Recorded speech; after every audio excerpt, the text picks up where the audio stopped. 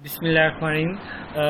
आज हम you think वीरैप test phase है, इसके ऊपर बात करेंगे, इसके कोड पर बात करेंगे। इसका डेमो मैंने पिछली वीडियो में दे दिया था, आप उसको देख के अंदाज़ा कर लें कि ये एप्लीकेशन क्या काम करेगी। और अब हम उसके कोड पर कुछ बात करेंगे, ठीक है। सबसे पहले इस कोड को बनाने के लिए मैंने डेटाबेस फर्स्ट अप्रोच को अपनाया, जिसमें मैंने एक डेटाबेस बनाई। ये हमारी डेटाबेस है और उस डेटाबेस के अंदर मैंने तीन टेबल्स बनाए। एक यूजर्स का टेबल है, एक आइटम का टेबल है और एक जो है वो डेकोरेशन का टेबल है। ये हमारे पास 3 टेबल्स मैंने बनाए टेस्ट फेस की रिक्वायरमेंट के मुताबिक, ठीक है। उसके बाद इसको मैंने यूज़ करना था अपनी बिजनेस लेयर में, तो मैंने इसके लिए एक आसान तरीका वो ये है कि मैंने एक क्लास बनाई, उसका नाम डीबी क्लास रखा और इस डेटाबेस का रेफरेंस जो है वो मैंने यहाँ पर पास किया, जिसको कनेक्शन स्ट्रिंग कहते हैं, ठीक है। ये कनेक्शन स्ट्रिंग जो है ये दरअसल लिंक पैदा करती है हमारी बिजनेस लॉजिक को डेटाबेस के साथ, ठीक है। लिंक करती है और जोड़ने का काम करती है। यहाँ पे हम लोग अपनी डेटाबेस भी बता सकते हैं कि ये हमारी ये डेटाबेस है, ये डेटाबेस का नाम है, ठीक है। तो ये हमारी लोकल डेटाबेस है जिस पर हम काम करें। देन जो है हम आगे चलते हैं। आगे जो है हमारा ये हमने डेटाबेस को लिंक कर दिया। अब हम आगे चलते हैं वेब पेज में। डेटाबेस को लिंक करने का हमारा फ़ायदा क्या हुआ? डेटाबेस को लिंक करने का फ़ायदा सबसे बड़ा ये है कि अब जहाँ पर भी जिस पेज पे हमें डेटाबेस चाहिए हम उसको यूज़ कर लेंगे आराम से, ठीक है। तो हमें बार बार यहाँ पे डेटाबेस को अलग से कनेक्ट नहीं करना पड़ेगा, ठीक है। अब जाते हैं हम सोल्यूशन एक्सप्लोरर पे। आप देख लें, आपको विजुअल स्टूडियो के अंदर 3 चीज़ों की ज़रूरत होगी। व्यू में जाएं, एक है आपका सर्वर एक्सप्लोरर। सर्वर एक्सप्लोरर में जो है वो हमारी डेटाबेस होगी और टेबल्स होंगे, ठीक है। और दूसरी चीज़ जो है वो सोल्यूशन एक्सप्लोरर है। सोल्यूशन एक्सप्लोरर के अंदर जो है वो हमारे तमाम वेब पेजेस होंगे। जो भी हम अपनी एप्लीकेशन बनाएंगे उस एप्लीकेशन के अंदर तमाम क्लासेस, वेब पेजेस, इंटरफेसेस जो भी हम बनाएंगे वो सारे हमारे सोल्यूशन एक्सप्लोरर में पड़े होंगे। और उसके बाद टूल बॉक्स है। टूल बॉक्स में हम क्या करेंगे? टूल बॉक्स के अंदर जो है तमाम कंट्रोल्स होंगे, ठीक है। उनको हम आगे जाके अभी डिस्कस करने वाले हैं। अब हम क्या करते हैं? अब हम जाते हैं, हमने जो पहला पेज बनाया है वो वेब फॉर्म 1 है, इस पर जाते हैं, ठीक है। वेब फॉर्म 1 के अंदर आपको ये इमेज नज़र आ रहा है और ये टेबल के अंदर ये हमारे पास डिफरेंट चीज़ें नज़र आ रही हैं। ये हमारा पहला पेज है, ठीक है। इस पेज में यू थिंक वीरैप ये हमारे एप्लीकेशन का टाइटल है। उसके बाद ड्रॉप डाउन लिस्ट लगी है, फिर टेक्स्ट बॉक्स के कंट्रोल लगे हैं, फिर बटन का कंट्रोल लगा हुआ है। ये सारी चीज़ें जो आपको नज़र आ रही हैं ये आपके कंट्रोल्स हैं। और ये कंट्रोल्स कहाँ पे पड़े हुए हैं? ये टूल बॉक्स के अंदर पड़े हुए हैं। बटन है, हाइपरलिंक है, लेबल है और ड्रॉप डाउन लिस्ट है। ये सारे हमारे कंट्रोल्स होते हैं, ठीक है। इन कंट्रोल्स के साथ, हर कंट्रोल के साथ कुछ प्रॉपर्टीज एसोसिएट होते हैं। राइट क्लिक करके आप उनकी प्रॉपर्टी पे जाते हैं। जैसे हमारा टेक्स्ट बॉक्स 1 है, इसको हमने पासवर्ड बनाना था, तो उसके लिए जो हमने पासवर्ड की प्रॉपर्टी को इस्तेमाल किया, टेक्स्ट मोड पासवर्ड कर दिया। अच्छा, अभी ये जो वेब फॉर्म है इधर से हम लोगों ने स्टार्ट तो करना है, लेकिन उधर से हमने पहले जो है वो रजिस्टर नाउ करना है। यूज़र कोई भी होगा वो पहले रजिस्टर करेगा। तो ये हाइपरलिंक लगाया हुआ है एक पेज को दूसरे पेज से लिंक करने के लिए। तो ये देखें यहाँ पर रजिस्ट्रेशन फॉर्म है, उस पर ये नेविगेट कर रहा है। तो दरअसल हम अब रजिस्ट्रेशन फॉर्म पे जाते हैं। कोई भी डाटा है ना, जैसे ये हमारा डाटा, इसके अंदर पहले हमारा डाटा इंसर्ट होगा। तो ये जो रजिस्ट्रेशन का पेज है दरअसल इसमें भी हम यूज़र की इन्फॉर्मेशन पहले ऐड करें। जब यूज़र अपनी इन्फॉर्मेशन ऐड करेगा, साथ ही हमने वैलिडेशन भी अप्लाई की हुई है। और जैसे हम रजिस्टर नाउ पे क्लिक करेंगे तो हम बैकएंड पे चले जाएंगे इसके CS पेज में। और CS पेज में आप देख लें, CS पेज में हमारे पास हमने एक क्लास ऐड की है, नेम्स यूजिंग system.data.sql क्लाइंट। ये हमारी नेम स्पेस है। नेम स्पेस कहते हैं सेट ऑफ क्लासेस को। ये हमें क्या करते हैं, इसके अंदर डिफरेंट किस्म की क्लासेस बनी हुई हैं जो हमारे कोई काम करने में मदद देती हैं, ठीक है। हम ADO.NET टेक्नोलॉजी इस्तेमाल करें, इसमें ये SQL क्लाइंट हमारी क्लास है जिसके ज़रिए हम डेटाबेस में डाटा सेव करवा सकते हैं। उसके बाद बटन 1 पर क्लिक करें तो आप बटन 1 में देख लें कि यहाँ पर हमने जो है वो सिंपल इंसर्ट की क्यूरी लगाई हुई है, कनेक्शन लगाया और कनेक्शन में हमने ये डाटाबेस की कनेक्शन स्ट्रिंग पास की है। ये बजाय इसके कि हर पेज पे अलग अलग बना के उसे पास किया जाए, एक ही दफ़ा बना के आपने उसको यहाँ पे पास कर लिया। उसके बाद आपने इंसर्ट की क्यूरी लगाई। इंसर्ट अपडेट डिलीट का कोड जो है वो सेम है, सिर्फ आपकी ये क्यूरी जो है वो चेंज होगी, ठीक है। और इस क्यूरी के अंदर जो है वो हम उसे पास करेंगे एसक्यूएल कमांड में। कनेक्शन को ओपन करने के बाद कमांड को एग्जीक्यूट करवाएंगे। ये जो फंक्शन है एग्जीक्यूट नॉन क्यूरी का फंक्शन, इसके नतीजे में डाटाबेस में डाटा जो है वो इंसर्ट होगा। अब आपने डाटाबेस में डाटा इंसर्ट कर दिया है।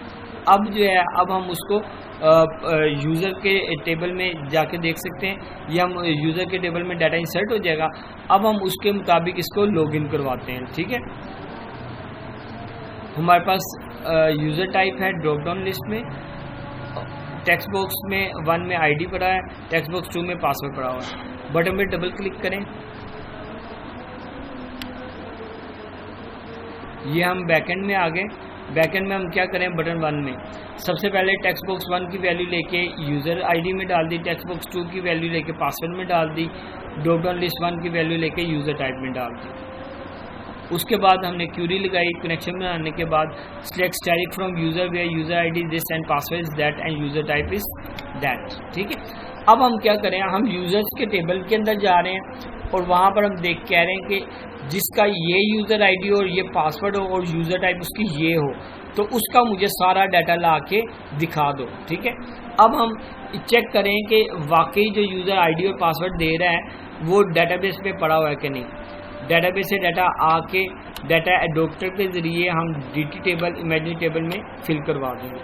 उसके बाद देखेंगे इसमें डाटा है कि नहीं। अगर इसमें डाटा होगा तो इसका मतलब लॉगिन आईडी और पासवर्ड आपका ठीक है, ठीक है। अगर ये डाटाबेस से डाटा हमें नहीं आएगा तो इसका मतलब है कि यूज़र ने यूज़र आईडी या पासवर्ड गलत लिखा है। उसके बाद हम क्या करें, देखें डाटा सही आ रहा है तो हमारे पास आगे कंडीशन कंप्लीट हुई तो हम आगे चले। यूज़र आईडी से हम यूज़र आईडी लेके उसे सेशन में डाल दिया। सेशन हम क्यों इस्तेमाल करते हैं, जब हमने एक पेज से डाटा दूसरे पेज में लेके जाना हो तो तब हमारे पास क्यूरी स्ट्रिंग का भी मेथड है, सेशन भी है, कुकीज़ भी हैं, लेकिन हम यहाँ पे सेशन को इस्तेमाल करें, ठीक है। और हम उसके बाद चेक करें यूज़र टाइप क्या है, एडमिन है। अगर यूज़र टाइप एडमिन है तो ये हम नेविगेट कर देंगे। रिस्पॉन्स डॉट रीडायरेक्ट किस लिए होता है, नेविगेशन के लिए यानी जाने के लिए। तो admin panel dot ASPX page में हम चले जाएंगे, साथ हम यूज़र आईडी भी लेके जाएंगे, ठीक है। और अगर यूज़र टाइप जो है उसकी एडमिन नहीं है तो इसका मतलब है उसकी यूज़र टाइप कस्टमर है, तो हम कस्टमर की तरफ नेविगेट हो जाएंगे। साथ ही साथ हम सेशन से ये डाटा भी लेकर जा रहे हैं। उम्मीद करता हूँ डियर स्टूडेंट आपको ये चीज़ समझ आ गई होगी। अब नेक्स्ट हम जाते हैं एडमिन पैनल पर।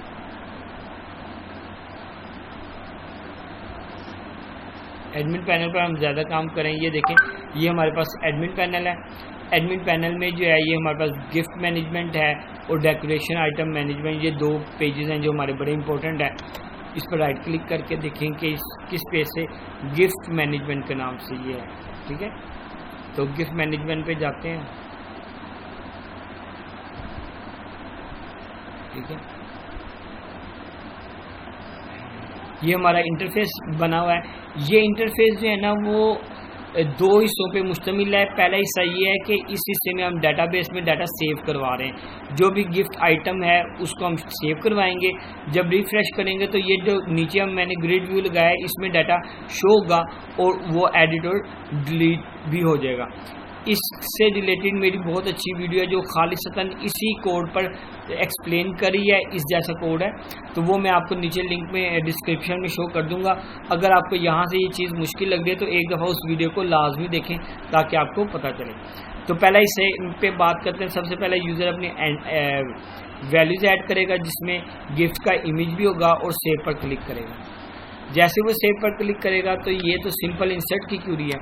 आपने एक फाइल अपलोड के कंट्रोल के ज़रिए जो इमेज लेंगे उसको इमेजेस के फोल्डर में, यहाँ पे ये देखें ये इमेजेस का फोल्डर है, इस इमेजेस के फोल्डर में वो इमेज जो है वो हमारा सेव हो जाएगा, ठीक है।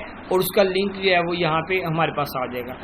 उस लिंक को हम डेटाबेस में सेव करवा लेंगे, जहाँ पे क्यूरी लिख रहे हैं आइटम के टेबल के अंदर हम वो डिफरेंट टाइप्स डाल रहे हैं और साथ में यहाँ पर हम एक और चीज़ भी डाल रहे हैं, आइटम टाइप, ठीक है।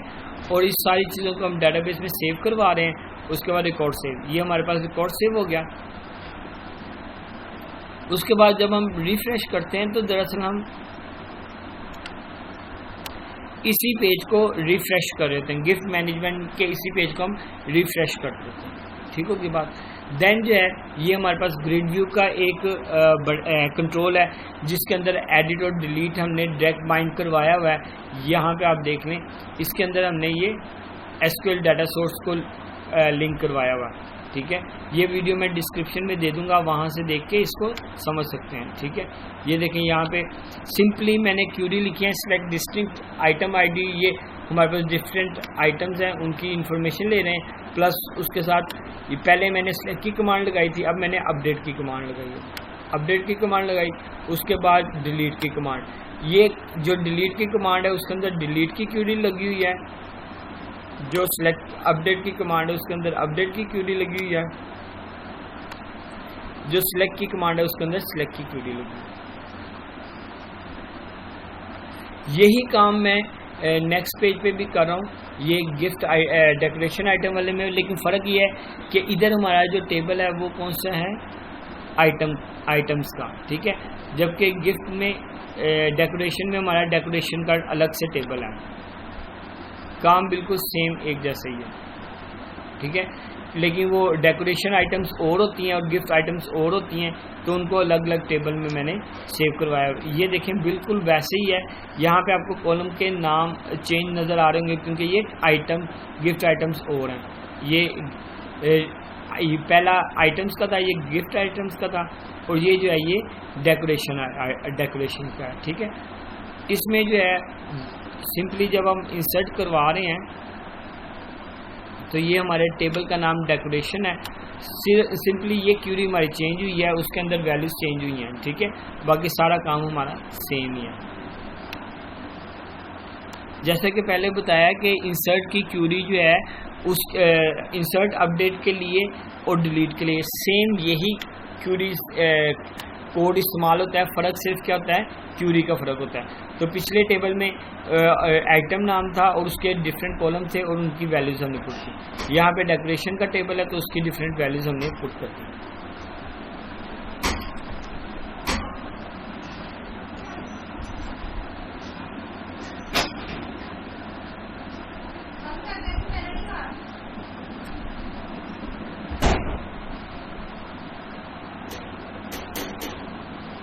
देन उसके बाद हम क्या करते हैं, हम जो है उसके बाद जाते हैं कस्टमर पैनल पर। जी, कस्टमर पैनल पे हमने थोड़ा सा काम किया ज़्यादा।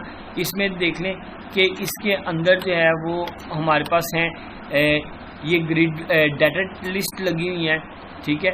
डाटा लिस्ट लगी हुई है और ये ड्रॉप डाउन लगे हुए हैं 2, ठीक है। और ये सर्च के बटन भी लगे हुए हैं, शो ऑल का, ये 3 बटन लगे हुए हैं। और साथ ही साथ हमारे ये डाटा लिस्ट और गिफ्ट आइटम भी लगी हुई है। इसको मैं नेक्स्ट कोड में एक्सप्लेन करता हूँ, प्लीज़ वेट फॉर दैट।